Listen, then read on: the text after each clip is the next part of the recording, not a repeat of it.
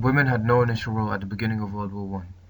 As the war progressed, men left their jobs and went to fight. This caused a shortage of workers. Therefore, women had to volunteer to work. But trade unions didn't favor women workers because they thought that women would bring down wages and steal jobs. So to persuade the trade unions, the government assured them that women would be temporary, just a temporary replacement, and that wages would be protected. At first, women volunteered to work, but the government rejected them, and also trade unions didn't favor them either. However, as the war progressed, the shortage of workers was becoming a major issue, and the only way to solve this issue was by recruiting women workers.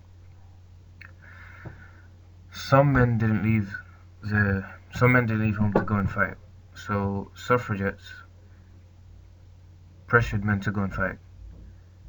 August 1914, the Order of the White Feather was started. This involved women going up to men who hadn't enlisted to go and fight by just giving them a white feather to make them feel shameful. Suffragettes also went on long marches.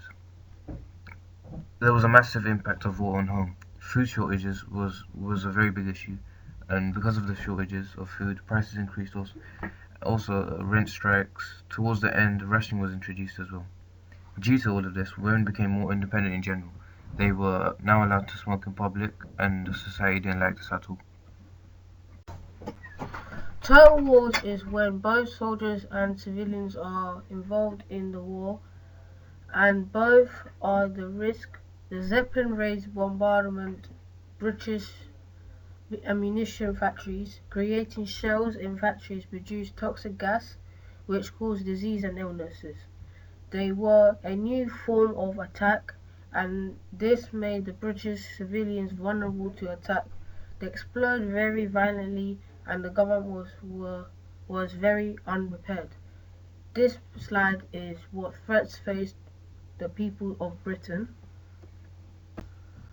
Shell and bombing and little impact.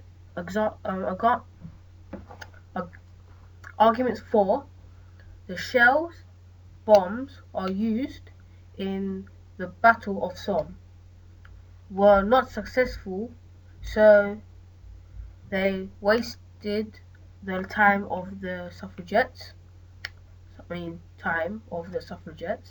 The arguments against it had a massive moral impact. That's it. How was Britain organised for war? Well, firstly, Parliament passed DORA, Defence of the Realm Act, which gave government permission to issue directives, such as nationalising companies. In 1915, a munitions crisis put the war effort under jeopardy. Sometimes soldiers were only given 3 rounds of ammunition a day to fight the enemy with. Women quickly realised that they needed to help the war effort as well, and so this was the first time that the concept of total war was introduced, as shown by this poster. German U-boats sank most ships carrying British food, and this was a problem. If there was only one ship, the German U-boat could sink it very easily. However, the British Navy became a bit more clever and decided that if there were lots of ships, then actually the German U-boat wouldn't be able to sink that many ships. And so, especially if they could all bunch together, then the U-boat just wouldn't be able to do much about it. And so that's what they did.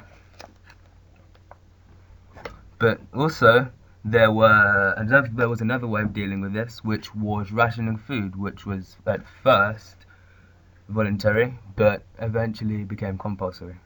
But generally, Britain was quite organised for war. I'm going to start with to say 3 key words. So the first one is called recruitment, and it's about the offices set up in every town to get men to volunteer for the army. The second one is called conscription. The government made it law for all men between 18 and 40 to join the army. The third one is conscientious objectors, who were people who would not fight for religious or moral reasons. Number 2, after that is describe how they recruited volunteers for the army. They had over 250,000 men, but originally they wanted 1 million men. but in March 1916, 2.5 million people joined. Conscription forced all men to join, and those who didn't were seen as cowards. They were given white feathers by suffragists to show this. The government avoided minors, but they were soon included to be as fair. Men joined the army because they wanted to have an adventure. Most men had never left the country. A sense of duty and dislike towards Germany. Some men were locked up, but most took on non-combat roles. And as you can see, we put up 2 propaganda posters for recruitment in Britain. Oh, that.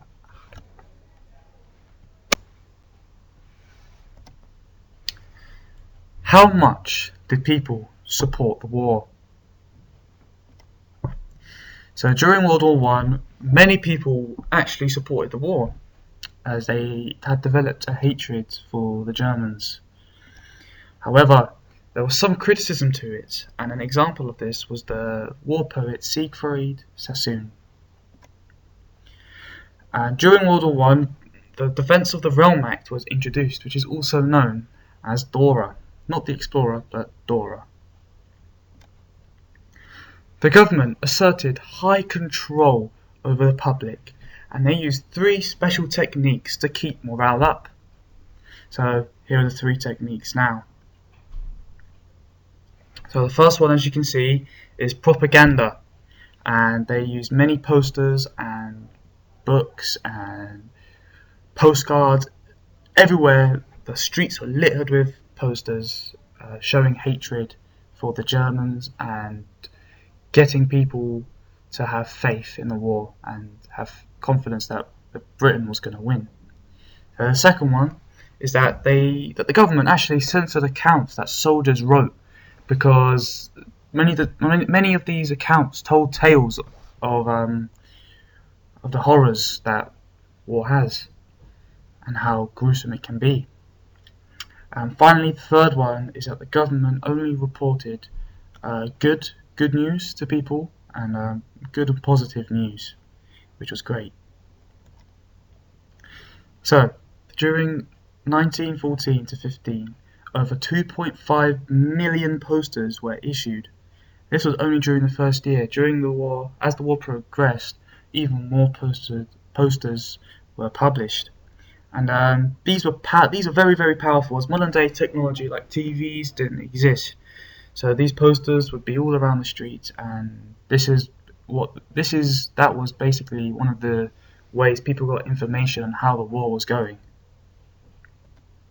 Next, in 1916, however, the Battle of the Somme film was used to tell the story of the war, and obviously, since they're only allowed to report only good and positive news, they made the Battle of the Somme seem like a massive victory, when in fact it is classed as the worst battle for Britain, as they covered very little ground, and they lost many lives, which is very unfortunate.